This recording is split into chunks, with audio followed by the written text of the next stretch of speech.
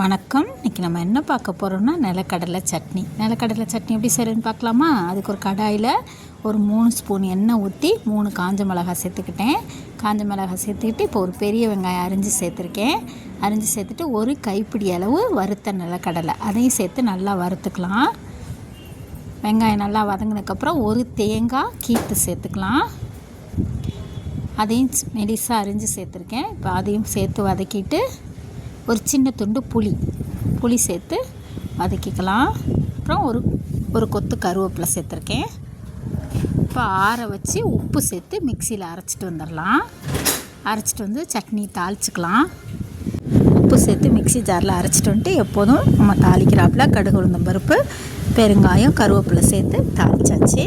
இப்போ தோசைக்கு சூப்பராக இருந்தது சட்னி. நான் தோசைக்கு தான் செஞ்சுருக்கேன். சாம்பாரும் நிலக்கடலை சட்னியும் நல்ல டேஸ்ட்டாக இருந்தது. இந்த மாதிரி நீங்களும் சட்னி செஞ்சு சாப்பிட்டு பாருங்கள். இந்த மாதிரி வீடியோ பார்க்க எங்கள் சேனலை சப்ஸ்கிரைப் பண்ணிக்கோங்க, லைக் பண்ணுங்கள், ஷேர். தேங்க்ஸ் ஃபார் வாட்சிங்.